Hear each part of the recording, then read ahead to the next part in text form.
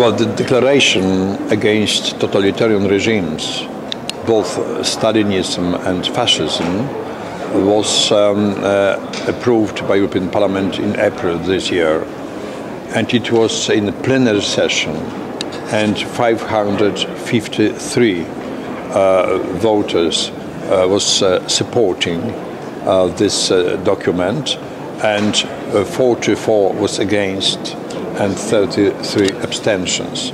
So it was huge majority. It's not very often with such a huge majority of this declaration. I would say that it was initiative of 4 political groups from left to right.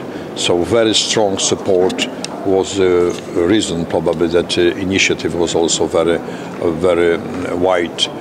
And on the other hand, I would say that it was very important for members of the European Parliament, because it is not quite obvious in this part of Europe, in western part of Iron Curtain on this side, that Stalinism was so dangerous and was at least as dangerous for population in Europe as fascism and Hitlerism, so the declaration was very important from this point of view.